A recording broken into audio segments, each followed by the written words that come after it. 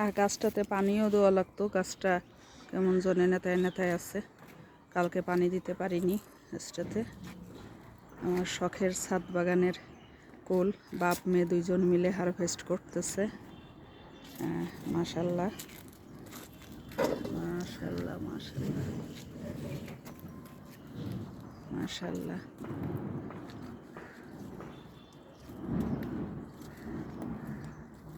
এই কুল ফেলে দিচ্ছ কেন? এটা এক একটা কুলের অনেক মূল্য, এইভাবে ফেলে দিতে নাই।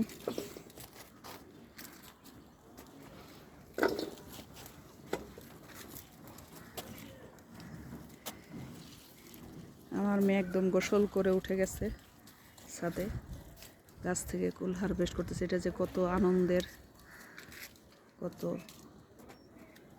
কত কুল বাজার থেকে কেনা হয়েছে, কিন্তু এর মতো খুশি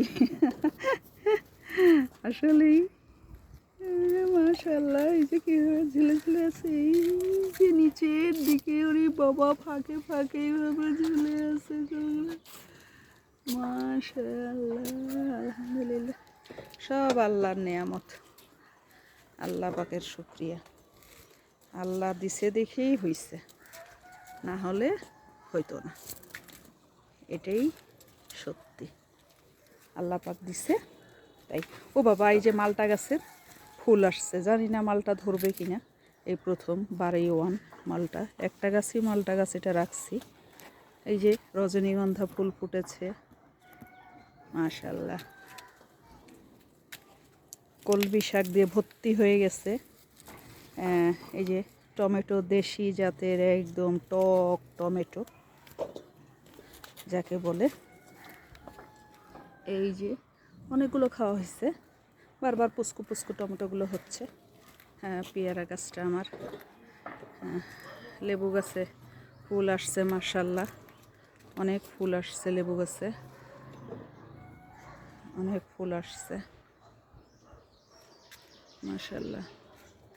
লেবু গাছগুলোতে ফুল আসছে, টমেটো গাছ আবার ফুলে ফুলে ভরে গেছে। একবার হারভেস্ট করা হয়েছে এই টমেটো গাছ থেকে, এটাও দেশি টক টমেটো। আবার ফুলে ফুলে ভরে গেছে টমেটো গাছটা করে। বেগুন, লাল শাক, জবা গাছে জবা ফুল আসতেছে। ওই যে ছাদ বাগানের কুল হারভেস্ট করতেছে আমার পরীর বাবা।